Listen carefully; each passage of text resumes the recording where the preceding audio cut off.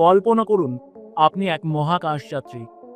মহাকাশের এক কোণে আপনার ছোট্ট স্পেসশিপ ভেসে বেড়াচ্ছে। আপনার চারপাশে অজস্র তারা, অসংখ্য ছায়াপথ, মহাবিশ্বের সীমাহীন বিস্তার। আপনি কি জানেন, এই মহাবিশ্বের শুরু হয়েছিল এক ভয়ঙ্কর বিস্ফোরণের মাধ্যমে, যাকে আমরা বলি বিগ ব্যাং।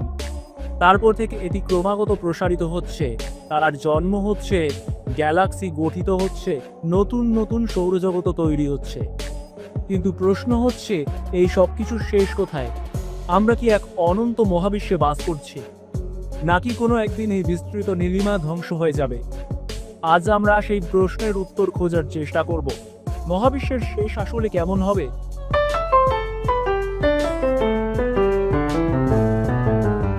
পার্ট 1, মহাবিশ্বের শুরুর গল্প। যতদূর আমরা জানি, আমাদের এই মহাবিশ্বের শুরু হয়েছিল প্রায় 13.8 বিলিয়ন বছর আগে। তখন কোনো নক্ষত্র ছিল না, কোনো গ্যালাক্সি ছিল না, এমনকি সময়ও ছিল না। তারপর ঘটল সেই মহাজাগতিক বিস্ফোরণ, বিগ ব্যাং। মাত্র এক মুহূর্তের মধ্যে সৃষ্টি হলো স্থান, সময়, পদার্থ আর শক্তি। সেই ছোট্ট বিন্দুটি আজকের এই মহাবিশ্বে রূপ নিয়েছে। কিন্তু এই প্রসারণ কি চিরকাল চলবে, নাকি কোনো একদিন এটি থেমে যাবে? হতে পারে একদিন সবকিছু শেষ হয়ে যাবে এক মহাবিপর্যয়ের মাধ্যমে। বিজ্ঞানীরা এই শেষের ব্যাপারে 3টি সম্ভাবনা নিয়ে আলোচনা করেছেন। পার্ট 2, 3টি সম্ভাব্য সমাপ্তি। বিকল্প 1, বিগ রিপ। যদি মহাবিশ্ব নিজেই ছিনে যায়।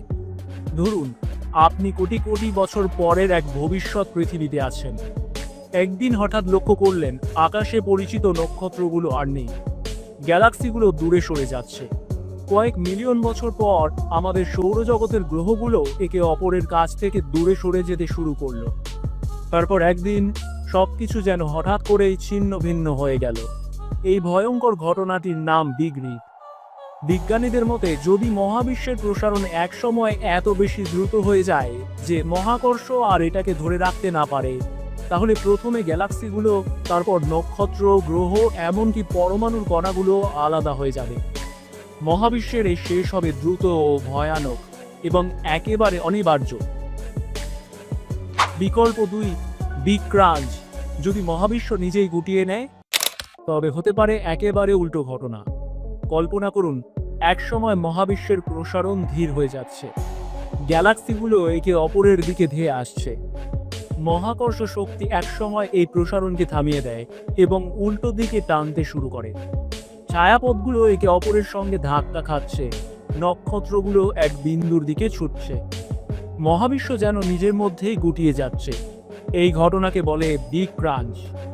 বিজ্ঞানীদের মতে, যদি মহাকর্ষের শক্তি প্রসারণের শক্তির চেয়ে বেশি হয়ে যায়, তাহলে একসময় পুরো মহাবিশ্ব একটি ছোট্ট বিন্দুতে পরিণত হবে, যেমনটি এটি ছিল বিগ ব্যাং এর আগে।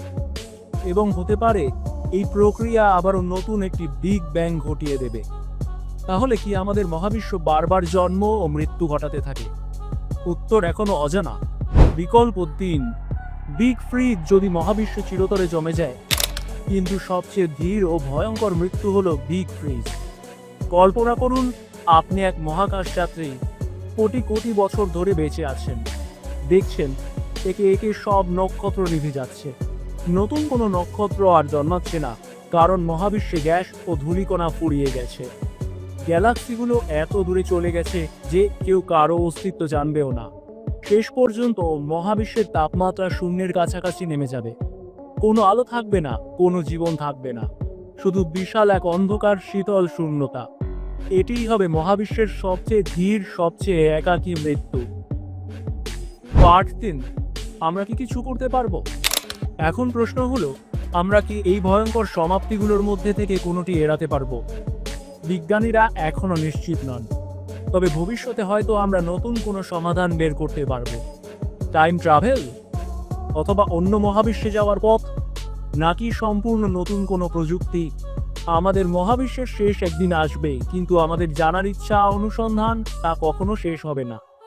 হয়তো একদিন আমরা মহাবিশ্বের সমস্ত রহস্য উন্মোচন করব। মহাবিশ্বের শুরু যেমন বিস্ময়কর ছিল, এর শেষও তেমনই হবে। আমরা এখনো জানি না কবে, কিভাবে এটি শেষ হবে, কিন্তু আমরা জানি আমাদের কৌতূহলই আমাদের সবচেয়ে বড় শক্তি। আমরা সেই জাতি তারা দেখতে দেখতে একদিন তারাদের মধ্যেই পাড়ি জমিয়েছে। আপনার কি মনে হয় মহাবিশ্বের কোনো সমাপ্তি সবচেয়ে সম্ভাবনাময়? কমেন্টে জানান। আরও এইরকম রহস্যময় ভিডিওর জন্য সাবস্ক্রাইব করুন আমাদের চ্যানেল।